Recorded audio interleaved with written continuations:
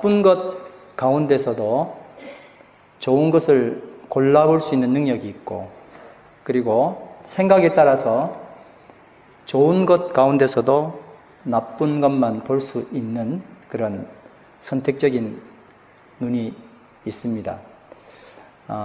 가시밭에 한 송이 흰 백합화가, 우리는 가시밭도 잊어먹고 다 잊어먹지만 흰 백합화만 보지만 실질적으로 피어있는 그 백합화는 가시밭이었습니다.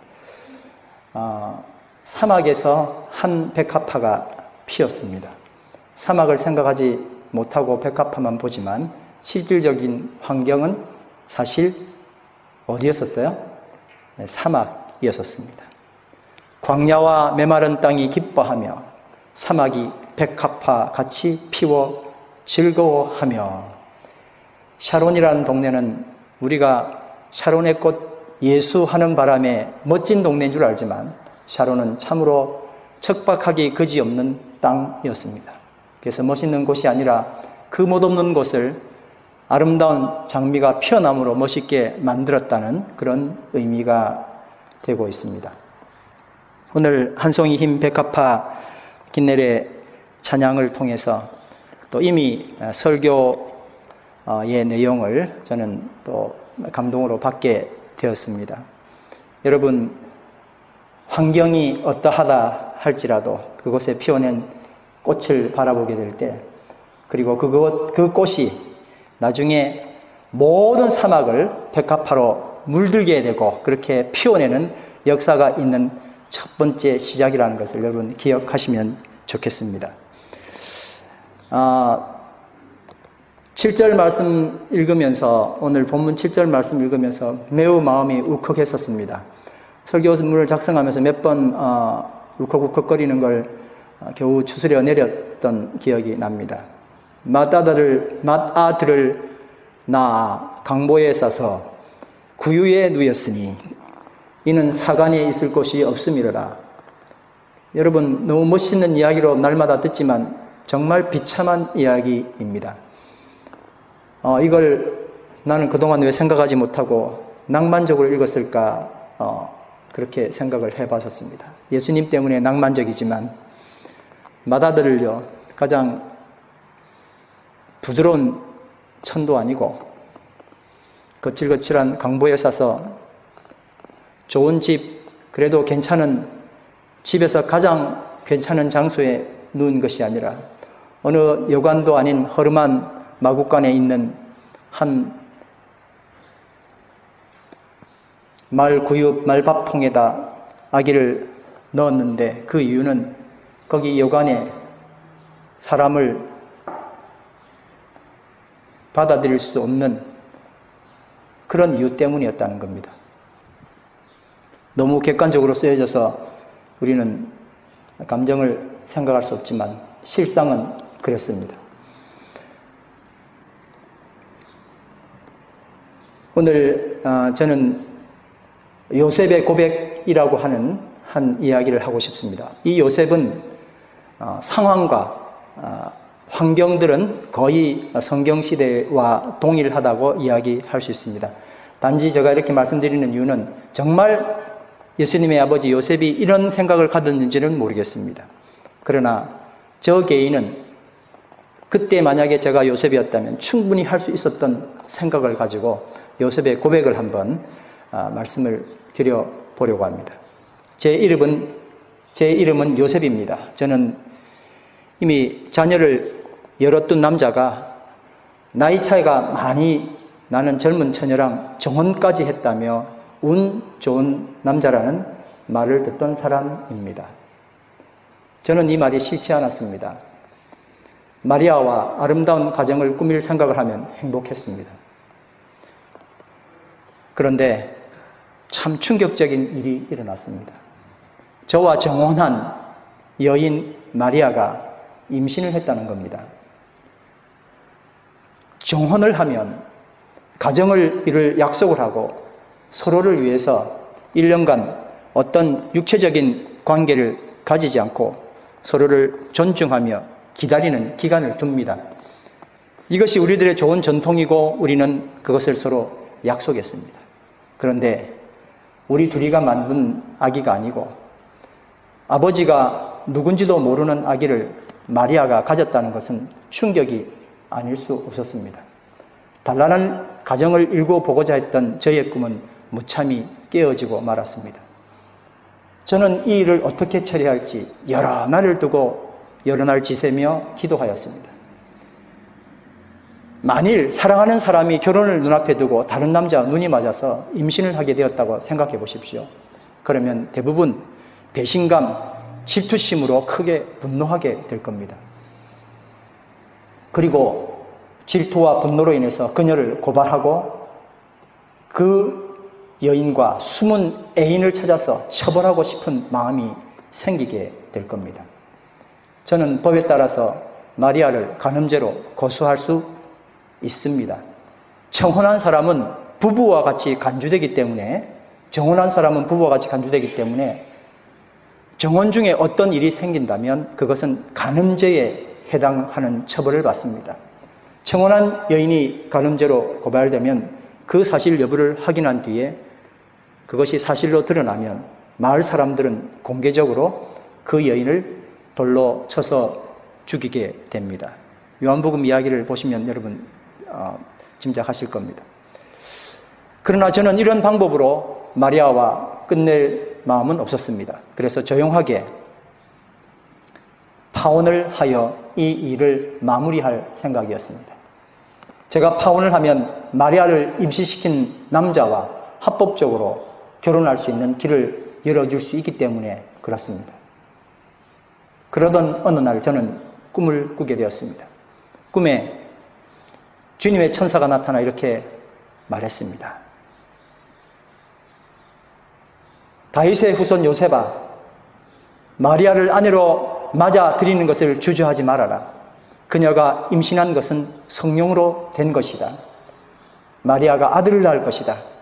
그의 이름을 예수라고 불러라. 그가 자기 백성을 죄에서 구원하실 것이다. 꿈에서 깬 저는 전혀 상식적이지 않은 그 꿈의 내용을 받아들일 수 없었습니다. 더구나 율법과 선지서 어디에도 성령으로 잉태되었다는 말씀은 단 한 번도 들어본 적이 없었습니다. 성령님이 사람의 임신이라는 이런 고유 영역에 들어와도 되는 것인가요? 그러나 아무리 의심하려 해도 그 꿈은 너무나 명확해서 어찌할 수 없었습니다. 더구나 마리아가 지금껏 살아온 평판과 그녀의 성품을 너무나 잘 알고 있는 저로서는 이 꿈으로 인하여 마리아를 의심하는 쪽보다는 천사의 말을 믿는 편을 택하므로 굳게 마음을 다잡았습니다. 그런데 다분히 종교적이고 윤리적인 사회 분위기는 제가 이렇게 마음 먹은 것과는 관계없이 굉장히 냉정합니다. 정혼한 남녀가 정숙하지 못하게 그 룰을 어겼다는 사실만으로도 그 따가운 시선을 감내해낸다는 것은 적지 않은 부담이었습니다. 그러니 아무리 선한 결심을 한다고 해도 아이의 아버지가 아닌 나의 본성 때문에 마음 한구석에는 불편한 면이 자리 잡고 있었습니다. 그러니 나는 이런 의로운 마음을 하나님께서 어여삐 여기셔서 뭔가 혜택을 주시기를 은근히 기대하고 있었습니다. 그래서 이런 기도를 슬며시 읊조려 봅니다. 하나님, 이 일은 성령님이 하셨다고 하셨으니까 아이와 엄마에게는 평탄한 앞날을 보장해 주십시오. 저는 유태인입니다. 더구나 위대한 다윗 왕가의 후손이기도 합니다. 빛 좋은 게살구이긴 하지만요.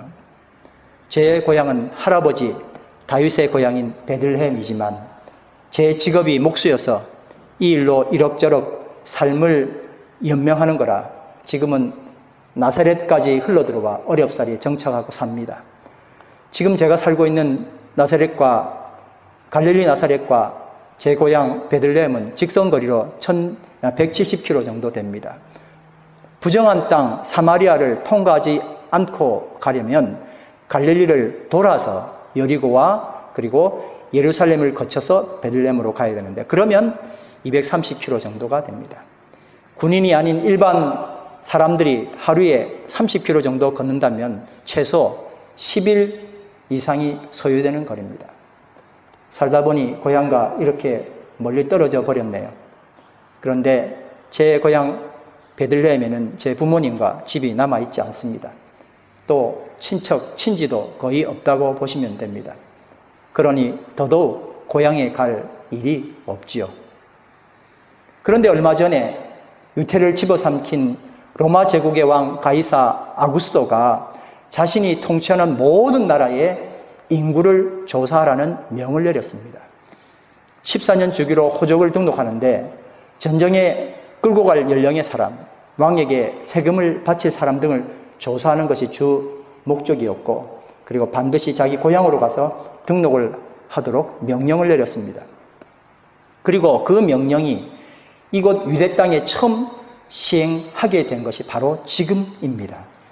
이 명령은 민족적으로도 매우 수치스럽고 불쾌한 일이지만 제 육신적으로는 감내하기 힘든 것이었습니다. 제 혼자 가는 것도 힘든데 이미 만삭인 아내를 데려가야 합니다.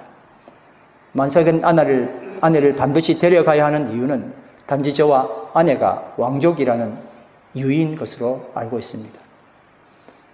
호적 명령으로 사람들의 왕래가 많아지고 큰 마을마다 사람들이 몰리니까 평소보다 불편함이 더해집니다. 더 많은 윗돈을 주어도 거처할 방 잡기가 힘듭니다. 마리아와 저는 겨우 베들레헴에 이르렀습니다.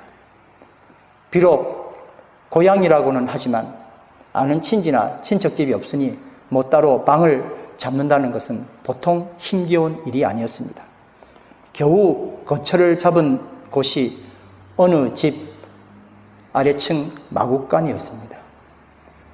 더구나 마리아가 해산할 기일이 차서 꼼짝없이 저희는 이곳에서 아이를 낳아야만 했습니다.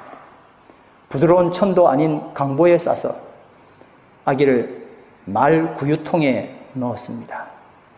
여러분 상상이 됩니까? 이 초라하고 비참한 아비의 무능함을. 하나님 왜 이때입니까? 왜 지금 세상의 권력자가, 유태의 지도자가 담합해서 이 연약하고 연약한 나의 가족을 억압합니까? 다른 날도 많은데, 다른 곳도 많은데 왜 오늘 여기 베들레헴 마구간입니까? 당신이 저를 택하셨고 당신의 뜻을 이루시려면 가급적 어려운 상황을 피해가도록 해주셔야 하는 것 아닙니까? 왜 지금입니까? 그 많은 세월을 놔두고 마리아가 만삭이 되어 거동도 힘든 지금 10일 이상 되는 그 먼 거리를 강압에 의해서 이동하도록 내버려 두신다는 것은 정말 너무한 처사 아닙니까? 이런 것 하나 못 막아주십니까? 저에게 큰 부담을 안겨주셨다면 그래도 앞길의 장애물은 치워주셔야 하는 것 아닙니까? 정말 너무하시네요.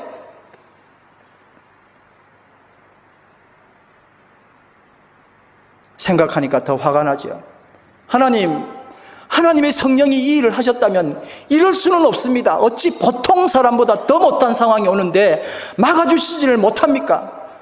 가장 비참한 곳에서 아이가 태어났습니다. 지금 아이 엄마는 몸을 풀 것도 따로 없습니다. 너무하십니다. 정말 제게 왜 이러십니까?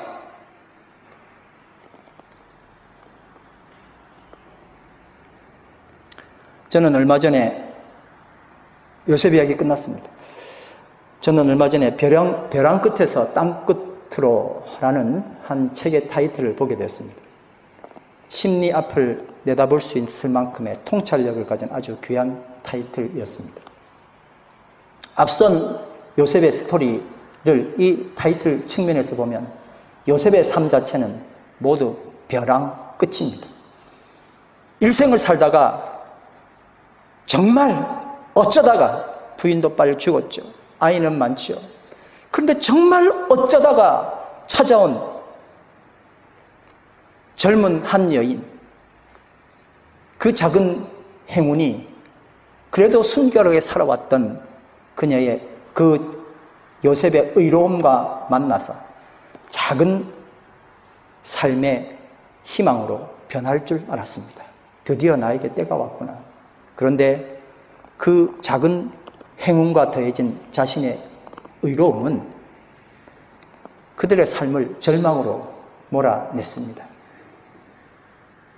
오늘 읽었던 본문 말씀 외에도 이제 애굽으로까지 피신을 가는 그런 일, 여러분 놀러 간 거 아닙니다. 소풍 간 게 아니에요. 잠깐 찾아왔던 그 행운, 그리고 요셉의 의로움이 그들에게 행복을 줄 줄 알았는데 그냥 벼랑 끝으로 지속적으로 내몰고 마는, 이건 도대체 어찌된 일입니까?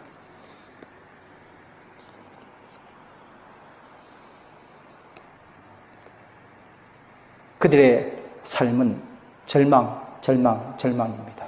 벼랑 끝, 벼랑 끝, 벼랑 끝입니다. 그래서 그 벼랑 끝에서 소리칩니다. 하나님 나에게 도대체 왜 이러세요?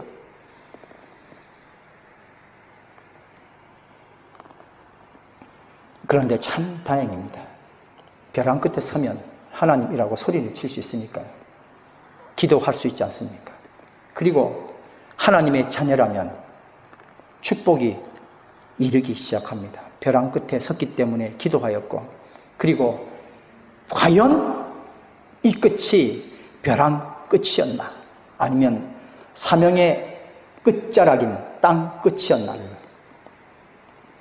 그리고 정말 단언할 수 있는 것은 대부분의 크리스찬들에게 벼랑 끝으로 보이는 사망의 자리가 이미 땅 끝, 즉 사명의 자리였다는 것을 말입니다.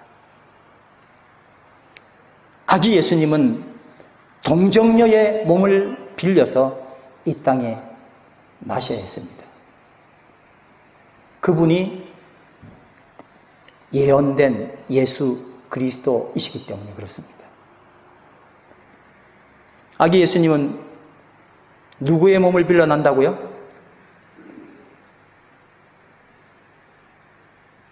동정녀의 몸을. 그리고 어머니와 양아버지는 다윗의 혈통을 가진 자이어야했습니다. 어머니와 아버지는 누구의 혈통을 가져야 된다고요? 다윗의 혈통을. 예언되어 있는 예수 그리스도, 이분이 예수라고 말하는 아주 중요한 증거 가운데 하나입니다. 아기 예수님은 유대의 작은 고을 베들레헴에서 태어나셔야 하셨습니다. 예수님은 어디서 태어나야 된다고요? 베들레헴에서요. 요셉과 마리아 아기 예수님은 이 극도의 고통 속에서 겨우 삶을 연명하는 듯 보였지만은 실상은 하나님의 시간표를 멋지게 맞추어내는 최전선에 있었던 것입니다. 그들은 사망의 끝자락에 처해 있었던 것이 아니라 사명의 자리에 있었던 것입니다.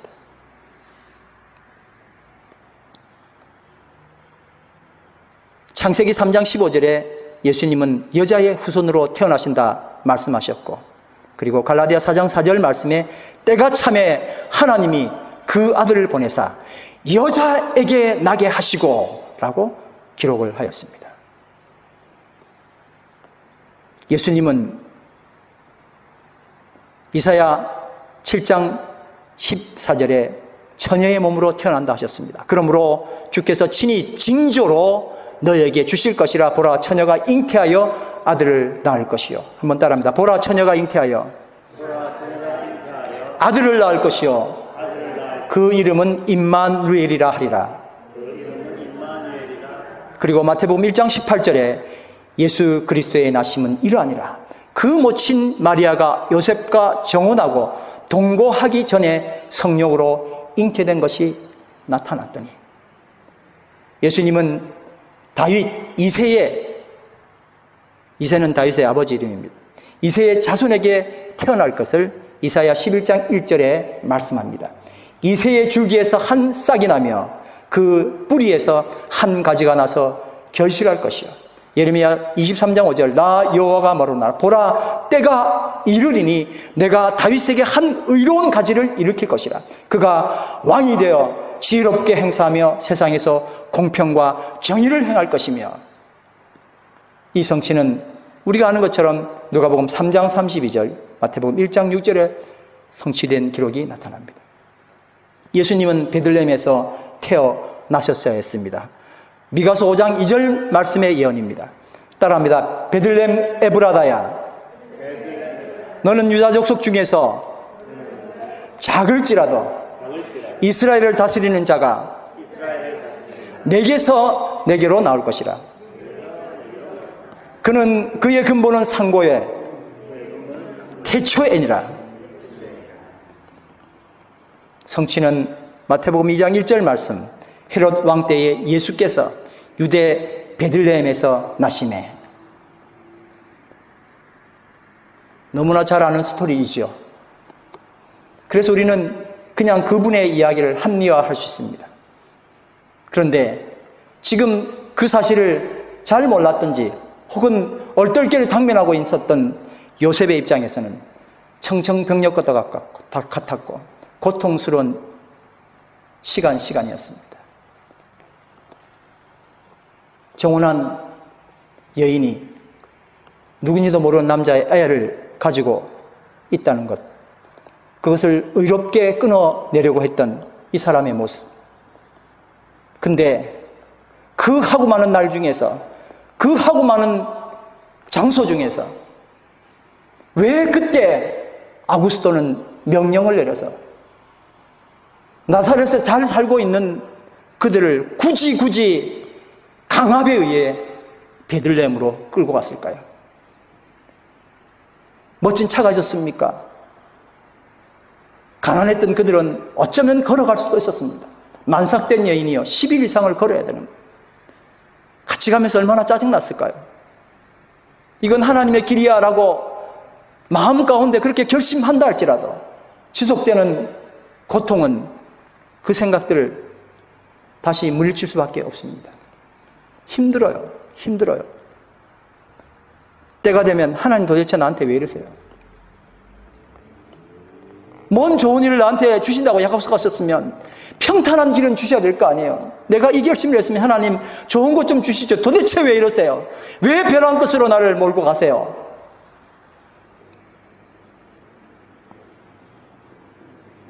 근데 아기 예수 그리스도가 이 땅에 오시기 위해서 이 모든 것들은 성취되어야 했었고, 그리고 마리아와 요셉은 그 성취의 최전선에서 한 퍼즐 한 퍼즐을 맞춰가고 있었던 거예요. 그러니까 그 자리는 벼랑 끝이 아니라 뭐라고요? 사명의 자리였어요. 저는 여러분들에게 오늘 정말 호소합니다. 여러분 현재 놓여 있는 이 자리는 고통의 자리가 아닙니다. 아무리 둘러봐도 불만할 수밖에 없고 하나님 도대체 나에게 왜 이러세요? 라고 소리칠 수밖에 없는 바로 그 상황이 하나님께서 창세 이전에 나를 향하여 예비하셨던 그 많은 일들 하나하나를 이루어가고 있는 사명의 자리라는 것입니다. 예수님은 예언대로 이렇게 오셔야 했습니다. 그래서 알고 보니 마리아와 요셉은 벼랑 끝에 있었던 것이 아니라 사명을 하나 둘 완수하며 힘차게 그 깃발을 여기 깃발 꽂았어요, 그 다음 깃발 꽂았어요 라고 흔들고 있었던 것입니다. 오늘 예찬 공동체 모든 성도들에게 선포합니다.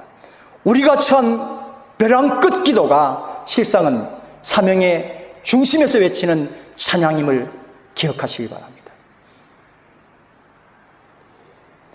아들 이삭을 번제로 바치기 위해 칼을 들고 서 있는 아브라함의 자리를 생각해 보시기 바랍니다. 벼랑 끝이요 사망의 끝자락이었습니다. 차라리 나를 죽여서 제물이 되게 하시면 좋겠지만 어떻게 아들을 죽일 수가 있습니까?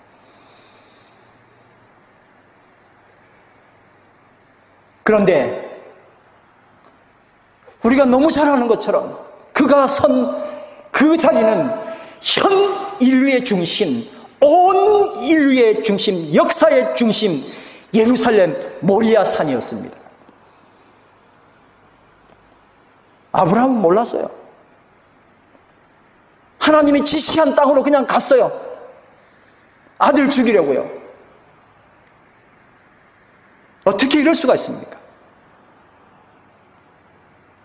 근데 그 장소가 후대에 알려지면서 온 인류를 구원하는 최고 중심의 자리, 지구의 중심의 자리, 바로 모리아산 그 자리였습니다.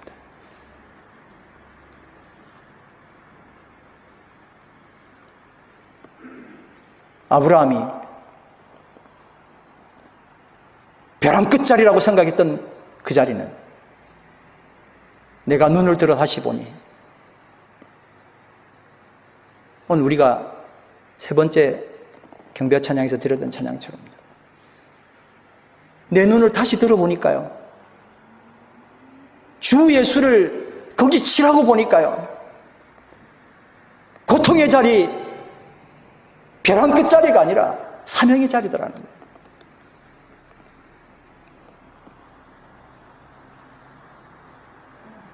하나님은 온 세상을 지배하십니다. 하나님의 손 안에 온 세상은 다 있습니다. 아멘. 더구나 하나님의 자녀는 말해서 뭐 하겠습니까? 그러니 하나님 자녀에게는 하나님이 모르시는 어떤 액시던트도 없습니다. 우리가 세상에서 당하는 어떤 일도 하나님의 섭리 아래에 있습니다. 그리고 크리스찬에게 있어서 그 어떤 벼랑 끝도 그것은 사망의 끝이 아니라 그 모든 땅 끝인 사명의 자리인 것을 기억하시기 바랍니다.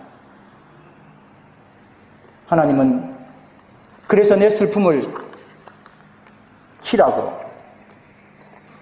덮었었던 죄를 화관으로, 근심되신 찬송으로 옷을 입혀주신다 하였습니다. 우리 다 같이 일어나셔서 내 손을 주께 높이 듭니다. 내 찬양 받으실 주님, 함께 찬양 드리겠습니다.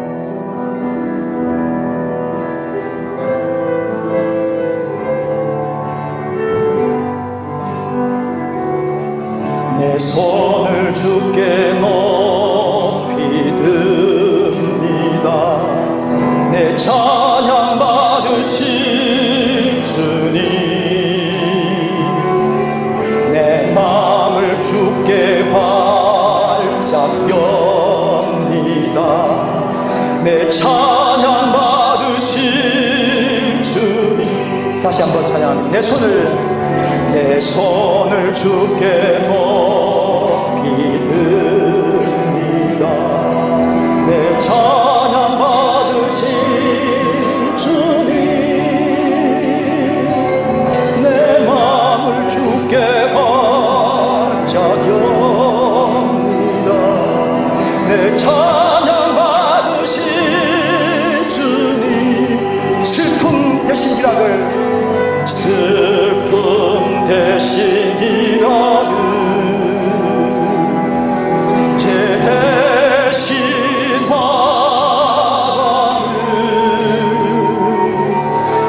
근심 대신 찬송을, 찬송의 옷을 주셨네. 슬픔 대신 희락을,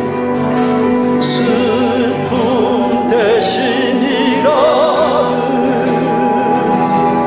죄 대신 화관을, 근심 대신 찬송을, 찬송의 옷을 주셔. 내 손을 주께 높이 듭니다. 내 손을 주께 높이 듭니다. 내 찬양 받으신 주님,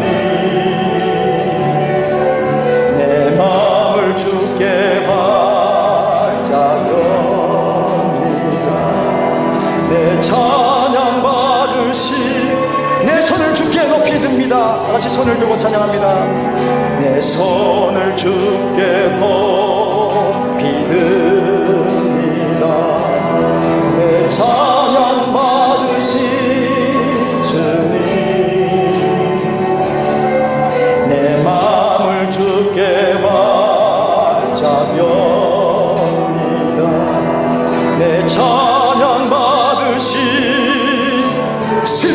대신 희락을 주실 것입니다.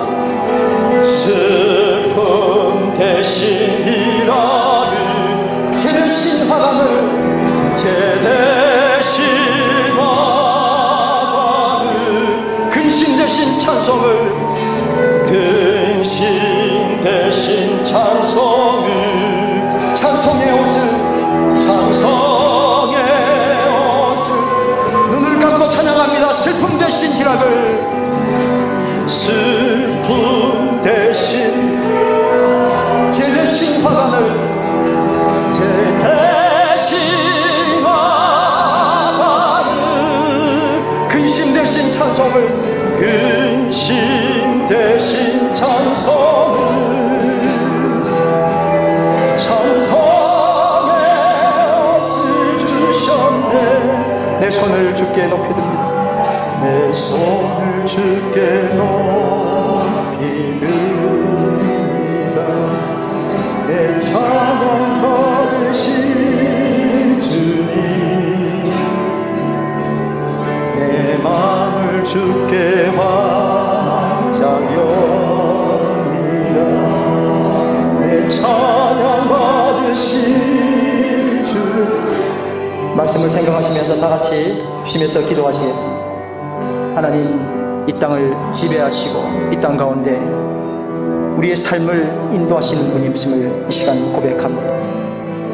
절체절명의 상황, 고통스러운 상황, 벼랑 끝에 우리를 내몬 것처럼 보였지만 그 자리가 우리 주님 손을 들고 주의 모습을 거기에 담았을 때에 그것은 절망의 자리가 아니라 사명의 자리였고, 온 인류를 구원하는 역사에, 내 공동체를 구원하고 내 가족을 구원하는 구원의 역사에 동참하는 놀라운 은혜가 있었음을 이 시간에 고백합니다.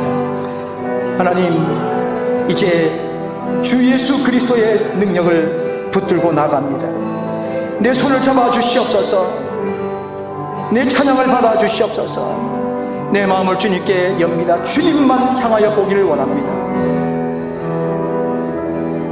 내 생각밖에 하지 못했고 내 이심에 절어왔던 어리석은 과거를 주님 앞에 내놓습니다. 우리의 슬픔을 대신하여 희락을 주시고 죄 대신 화관을, 근심 대신 찬송을 허락하신 하나님께 감사와 찬양을 올려드립니다. 슬픔 대신 희락을, 죄 대신 화관을, 근심 대신 찬송을, 찬송